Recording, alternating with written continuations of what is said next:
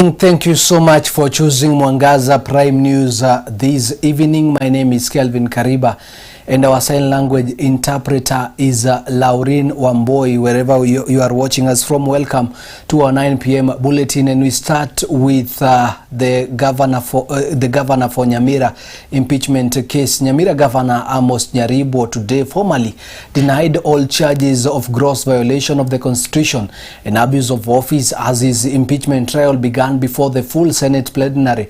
In a dramatic opening session, the governor entered a plea of not guilty to the accusations, which include illegal appointments and failure to comply with court orders. His defense immediately raised a preliminary objection, urging the senators to dismiss the motion entirely, calling it lifeless and arguing that it does not meet the necessary constitutional threshold. The Senate, sitting as a trial court, is now hearing arguments from both Nyamira County Assembly and Governor's legal team before voting on the charges tomorrow. Mr. Speaker, I've also listened to an argument made by the plaintiff or the county assembly that the Senate votes by proxy, and that could not be further from the truth. Mr. Speaker, the Senate does not vote by proxy. Neither do county assembly vote by proxy. If you read Article 123 of the Constitution, it is the only house which is defined that it votes by delegation. Even in this own decision that we're going to make here, we have got to decide based on delegation, 24 delegation. So when we keep on dilly-dallying on these matters,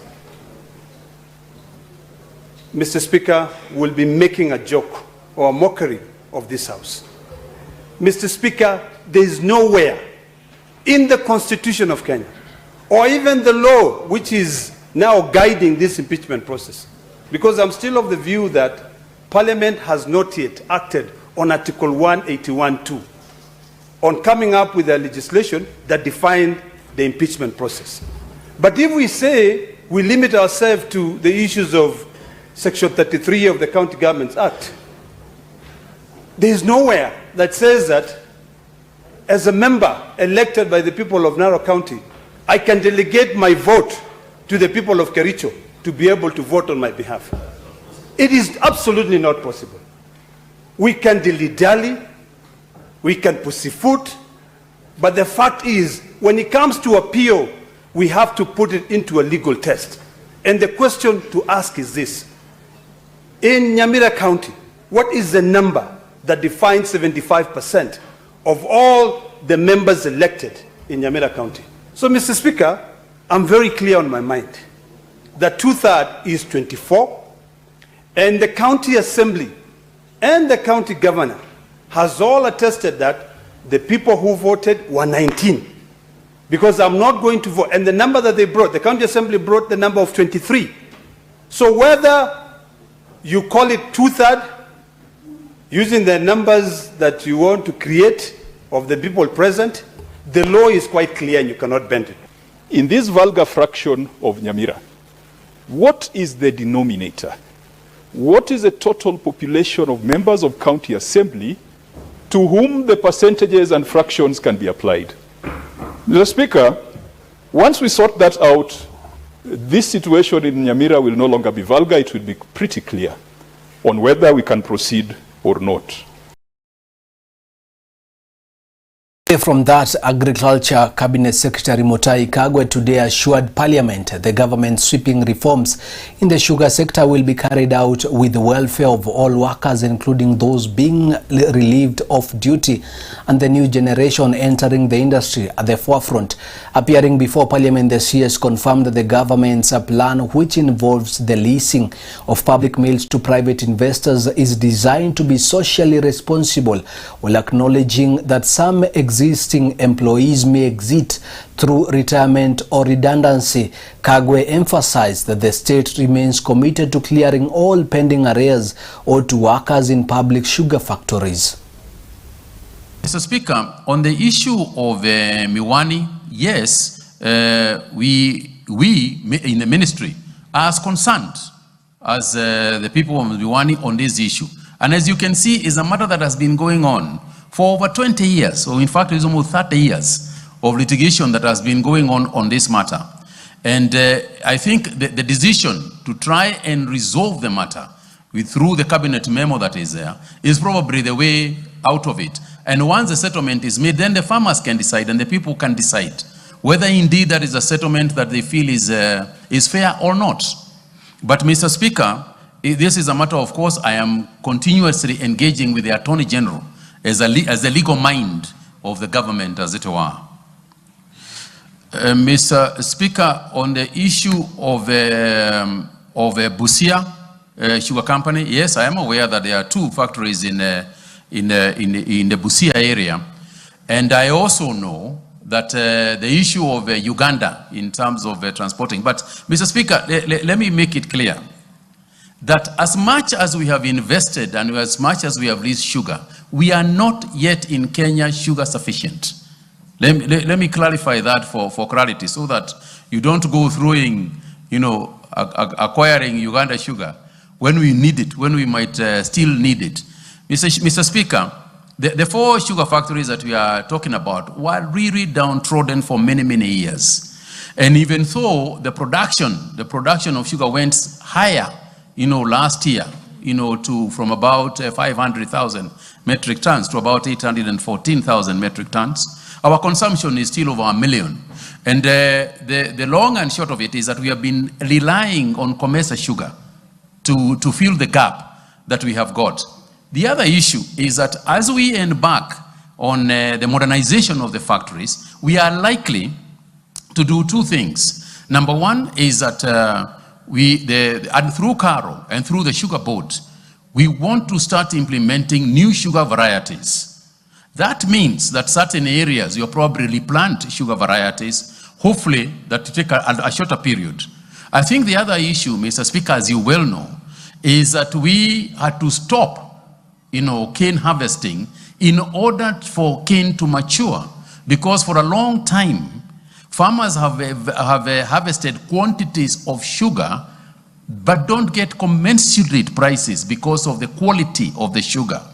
So moving forward, we are not just going to focus on the quantity, we are also going to focus on quality. This means that into next year and probably the other year, there will be disruptions of production, after which I believe towards 2027, in my opinion, by 2027, we'll probably begin even exporting of sugar. But cane does take time to grow.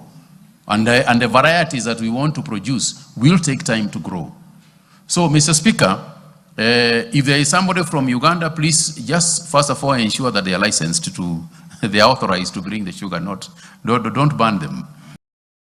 Embu County has announced a major public health victory, reporting a sharp reduction in the rate of mother-to-child HIV transmission, which was plummeted from 11.4% in 2019 to just 6.6% this year, despite its mid-tier national ranking of the 32nd in overall HIV prevalence. The county government is hailing the PMTCT drop as proof of its successful coordinated strategy involving national agencies, global partners and local stakeholders. Chief of Staff together with other presented data highlighting the achievement of a significant stride in the county's efforts to curb the epidemic among its most vulnerable population. The drastic reduction places Embu on a strong path toward the elimination of pediatric HIV. Million people in the world are living with HIV. Data yenye tulipata mwaka uliopita, an estimated 9,782 people are currently living with HIV in Embu. Out of those, na nimerudia mara ya tatu sahi, 98% of the people living with HIV know their status. Tumeambiwa ni vizuri kujua hali yetu, si ndio? Haya, that 2% remaining, tafadhali twende tujue status yetu. Alafu 92 of those living with HIV wanameza dawa. Wale ambao wameacha kumeza dawa, mnangoja nini jamani? Mnangojea nini? Tunajua watu wameishi miaka na miaka na virusi. Bora umeze dawa na ujiangalie. The 94 0.8 are virally suppressed. Kumaanisha ukiendelea kumeza dawa vizuri. Tumekuwa na Hilda hapa. Na kama kuna mtu alikuwa anasikiza Hilda, hiyo story ya Hilda, hata kama leo tuende pale tupimwe, na encourage kila mtu tuende pale tupimwe. Sote tuende pale tupimwe. Hata mimi nikimaliza nitaenda pale kupimwa. Sote tuende pale tupimwe. Tukishajua hali yetu, whether positive, negative, tuishi vizuri. But kando na hayo, kama uwezi kujizuilia kukaa bila mambo ya ngono, tumia nini? Mpira. If you cannot abstain, protect yourselves. Ndivyo tumeambiwa hapa leo. Ndio tuzuia nini? New infections. We need to reduce the number of infections in Embu County. And our youth are our future. Wajikinge. Tumeelezwa hapo. Haya, we come to Runyanjes, Gotini ya Kireme. For essential health.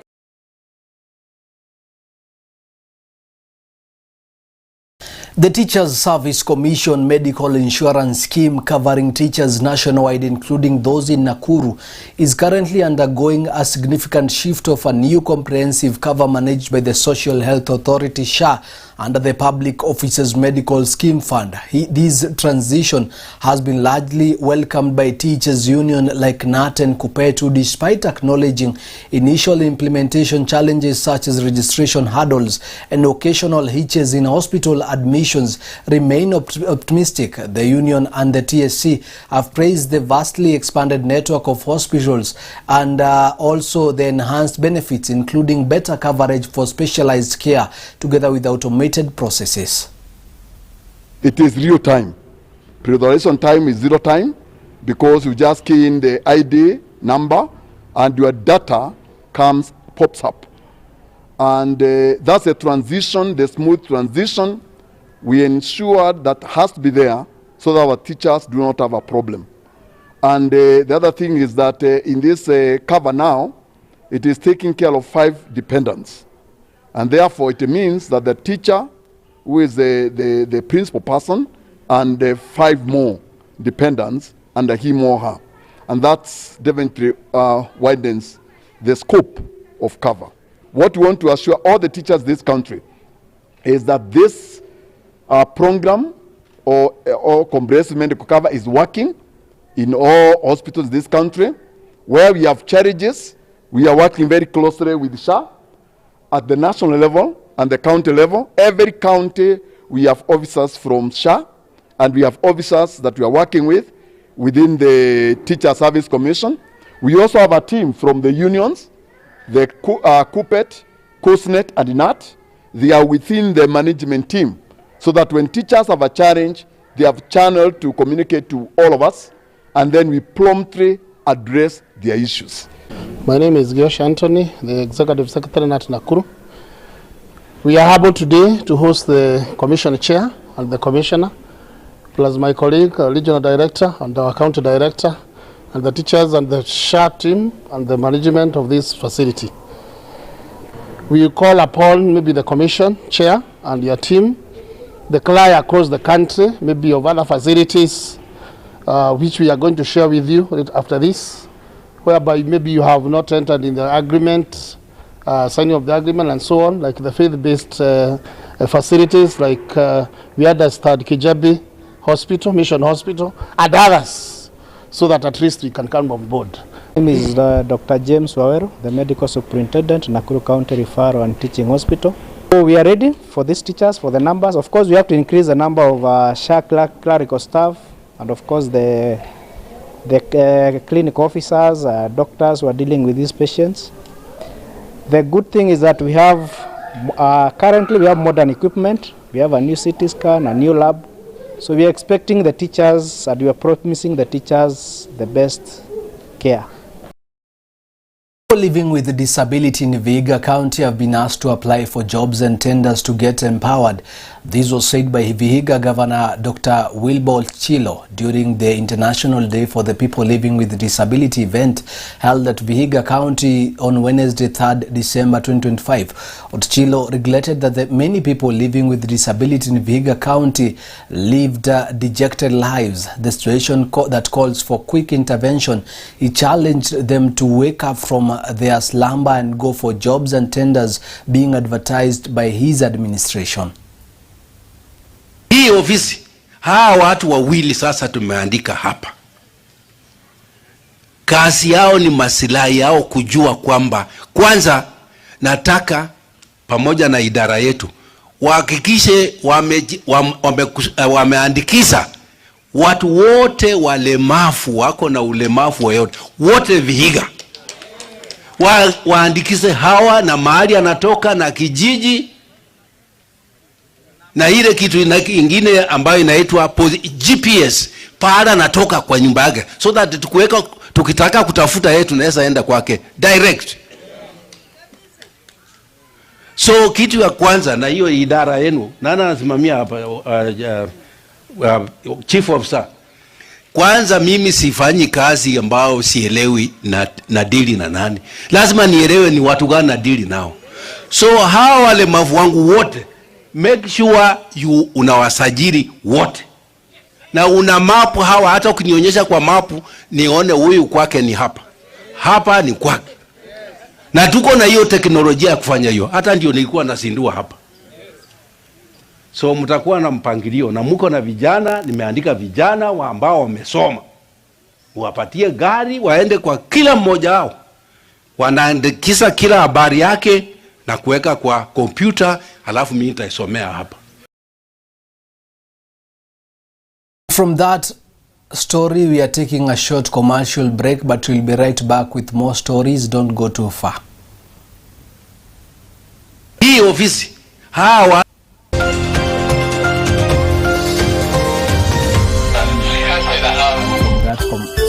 unatazama Mwangaza TV, tumaini lako.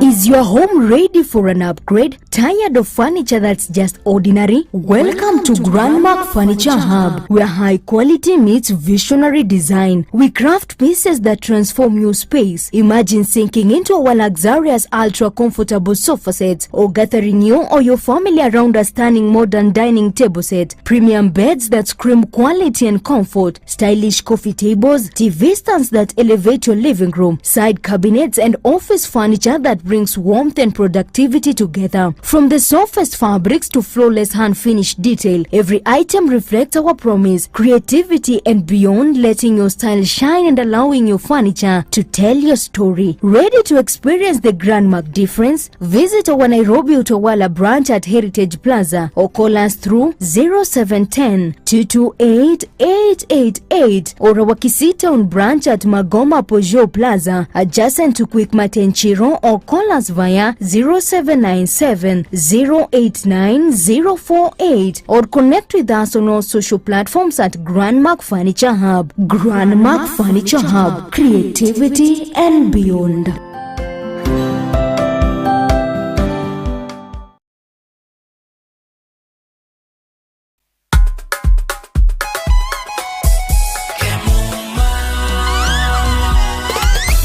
Ukitaka mali safi kuja Kemuma, CCTV utapata Kemuma, mulika mwizi, electric fence utapata Kemuma, automatic gate utapata Kemuma, fire system, alarm system, fingerprint hapa, automatic gate, mali safi, kila kitu ya security ni Kemuma.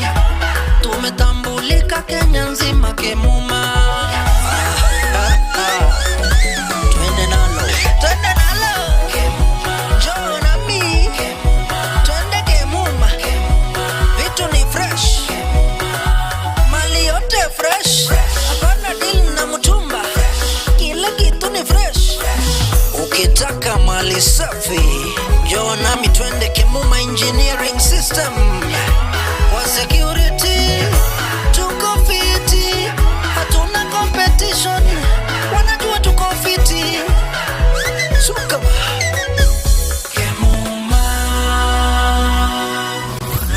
Kemuma Engineering Systems. We mind your security.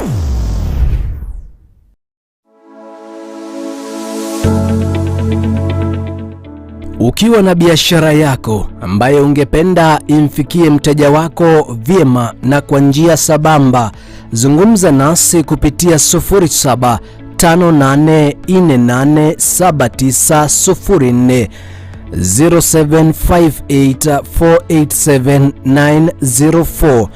Mwangaza TV ni tumaini la biashara yako.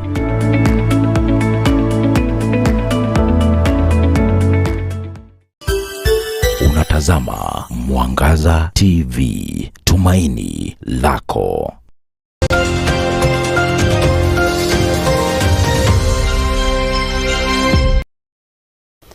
And welcome back to our 9 p.m. bulletin. And now, a local health crisis is unfolding in Chepsaita, where doctors report a notable increase in general diseases with specific concern over rising cases of respiratory problems and blood pressure issues. To provide a critical lifeline for treatment, the community has organized a major cross-country event which will serve as an outreach vehicle to support the local medical facility and treat affected residents. The initiative is being championed by Farouk Kibet.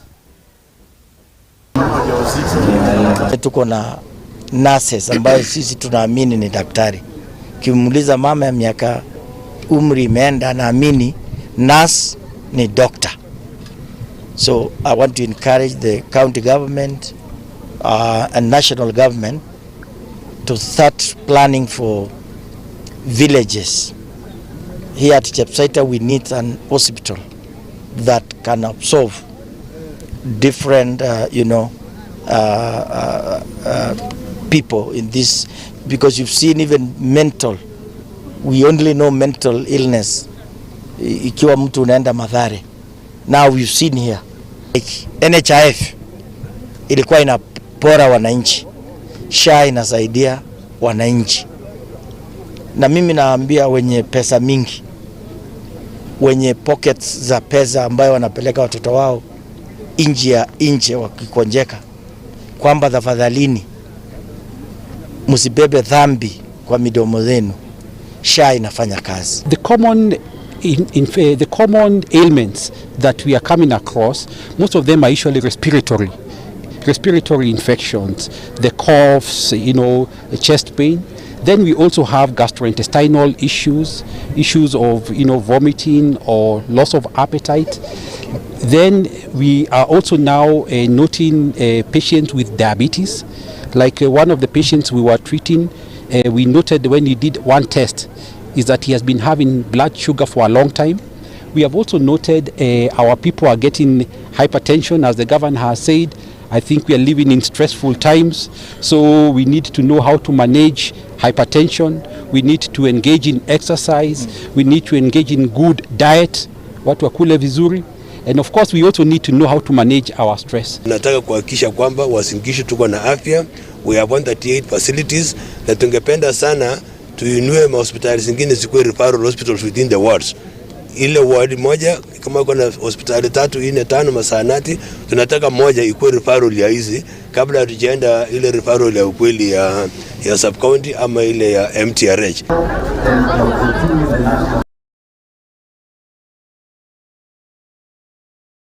And 23 minutes past 9, that is all for now. Thank you so much for choosing Mwangaza this evening. My name is Kelvin Kariba, and our sign language interpreter is Laurin Wamboi. Me together with the entire team behind the scenes, being led by my director David, my camera person Daniel, together with the graphics, together with the IT in charge Isaac. Thank you so much and have a nice evening.